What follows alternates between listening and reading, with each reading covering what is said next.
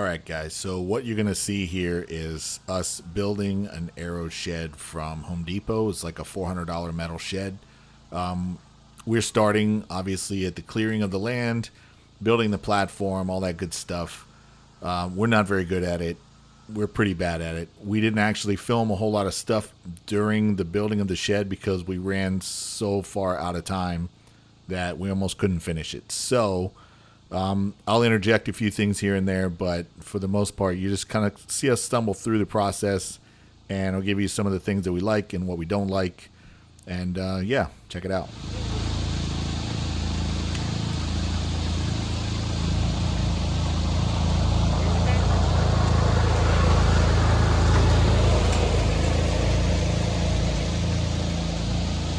Underneath as far as the can over there, and it's going to be raised up over here. Yeah. Okay, by this point, we are at the planning stages, which is probably not a good sign, right? Because we're already on site. But we're just trying to find a good level section of the land so we don't have to dig too much to kind of flatten it out. Again, I should stress, we've not done this before, so it was all a good learning experience for us, and we did learn a lot. So, yeah, there's definitely some mistakes that were made in this stage, and we'll kind of point those out as we get a little further into it.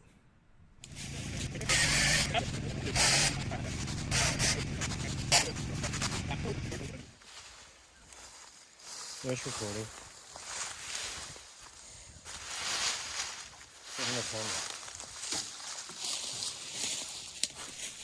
So we've picked our spot. We're kind of prepping our area, cleaning out some of the loose debris. It's not perfectly level, but nothing around there is. It's all kind of hilly and bumpy. So we're going to just lay out our four corners and then start to the task of leveling the kind of stringer boards so we can set the foundation level.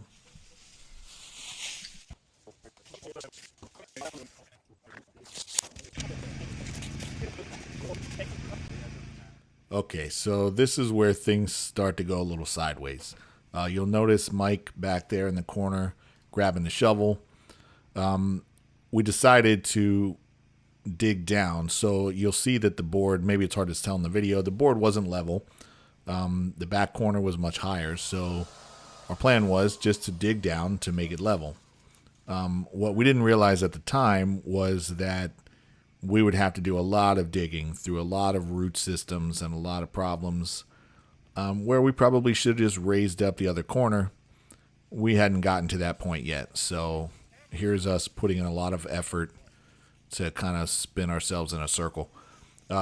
We were filming this, I believe, on a Saturday afternoon, and it took us the rest of Saturday and all day Sunday to get the actual platform built. So this was the beginning of where it went wrong.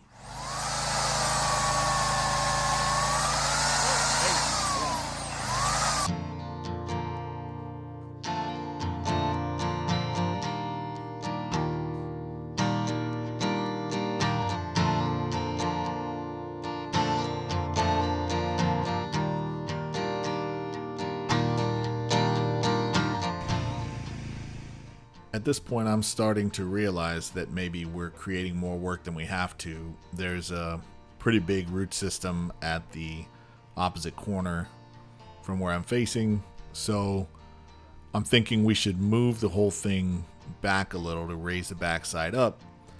But Mike has been digging a while, and he doesn't really want to move because then he's going to have to start over again. So we end up just forging ahead with what we had started, which turned out to not necessarily be the right option.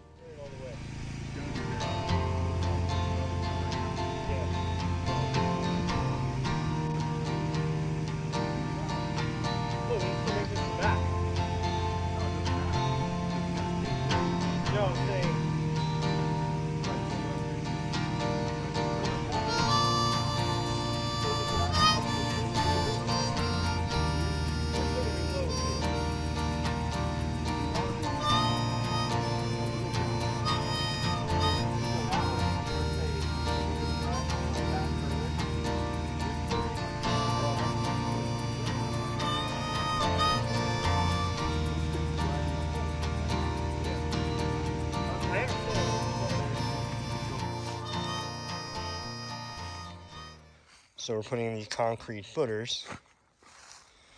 We have to dig a little bit. After we dig some, we'll place it and we'll run our board that way.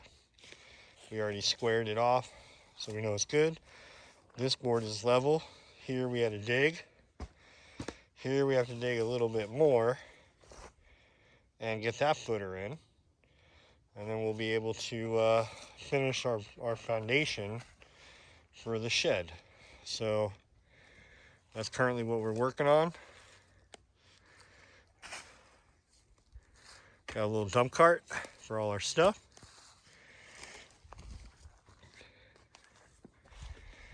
And this is where the shed's going. It's a 8x10. And here you can see on the right-hand side just how deep we had to dig in, and we weren't even close to being level at that point. Okay, so we learned a couple things. We have finally 4 level areas. If you notice, we dug a big hole here. We dug a trench. We buried 4 bricks in this hole. We didn't bury anything in that hole.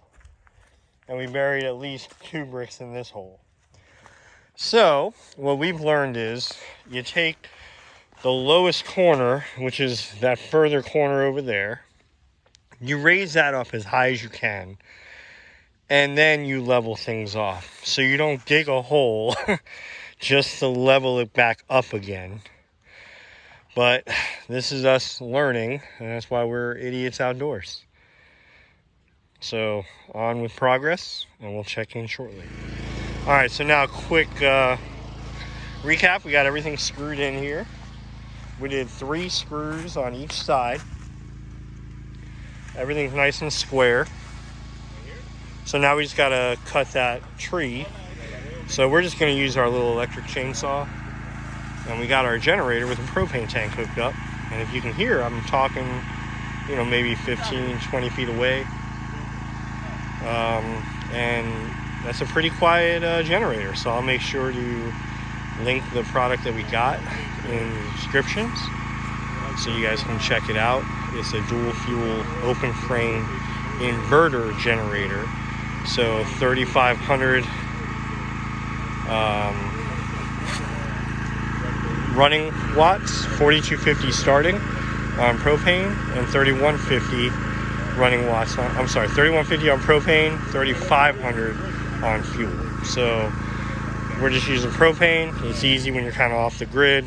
You can store it forever. You don't got to worry about gas. So that's what we're currently doing. So we'll keep you guys updated. Okay, so here's what we got. So here's what we didn't do, is we didn't account for these end boards, the width of them. And we realized it part of the way through. But we had already kind of spent a day and a half trying to level these footers, as we talked about earlier. So we didn't want to then have to dig it up and move it after we cut the boards. So we figured, no big deal. Let's just slap it together. If there's a bit of a lip, no problem. The problem is that we only have 3 sheets of plywood. So when we're placing these 4x8 sheets on here, when the thing is 8 feet and 3 inches in length for the platform, we're gonna have a gap on one end or the other.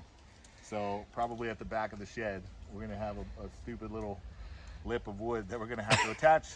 It's gonna be very Rustic. yeah, kind of just rigged to whatever we can make it work. So that's what we got. That's where we're at. All right, another update. So we use tongue and groove, super expensive plywood, and it actually locks in pretty good. You just hit it with we use a hammer and a big ass piece of 2x4 or whatever, and smack that in. So now we're gonna put a row of screws just to the right of that line and finish screwing this all in. We have one more piece we gotta cut. We did not account for these couple inches here, but we'll work that out. That's at the back of the shed anyways. You can see how high we are with this. But that's about it. We got our boy over there cooking hot dogs. And we're gonna keep working. So a day and a half later, we finally had a level piece of wood on the ground. We're very proud of ourselves. All right, so we're back in the property. Today we're gonna build our shed. So right now this is an 8x10 shed we bought at Lowe's. I think it was $3.99, or maybe Home Depot, whatever. But it's an 8x10 aluminum shed. So it's got 1,000,000 pieces. We followed some other videos and got different screws that are supposed to be longer and easier to use. We're gonna lay all our parts out on the tarp, kind of make sure everything's there, but it all should be. It's in a box. And from there, take our pieces and go to our platform and start assembling. So we'll see how long it takes us. We're starting now. All right, so another update. We pre-assembled as the instructions said for the most part. We have 3 of us working on this. So one of us took all the parts out and we labeled the numbers for each of the parts. So they were all organized, and then the other one took them, which was me, and assembled, while the third guy actually worked at the platform and started assembling the pieces that I pre-assembled. So we're making good progress. Things are coming together okay. And that's about where we're at. All right, so we got the first 2 corners up. We got the other 2 corners there. This shed requires us to build the corners first. Unfortunately, it's very flimsy metal or aluminum, whatever. So this is how they gotta sit until we get the rest of the walls up. But we're working on it. As I said earlier in the video, we do not have a lot of footage of us building the shed because we really ran out of time. We had to leave town at the end of this day, so whatever we didn't get done was going to be a real problem.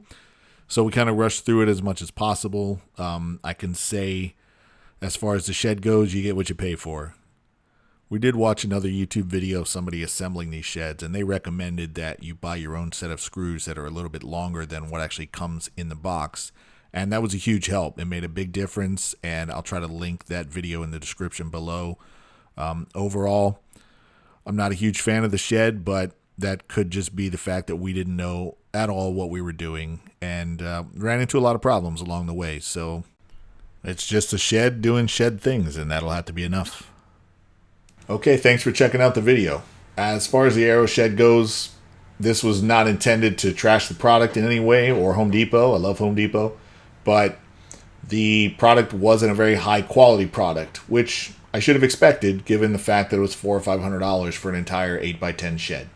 So through no fault of theirs, it's just not something that I would ever buy again. I feel like building one yourself out of wood is going to get you a better quality product for not too much more money. And honestly, not too much more work, because that was a pain putting that together. It's like a giant erector set, and everything had to go in a specific order, and putting the panels together and then attaching the ridge cap and all this stuff. It was very meticulous, and I'm not a fan of it. So that is my opinion. No more Aero Sheds for me. So thanks for watching. We're going to go back to the property soon, hopefully, to dig up some ground. We're going to rent a mini excavator and maybe dig some trails out with it. So that should be fun. Keep an eye out for that. Otherwise, thanks for watching, and we'll see you later.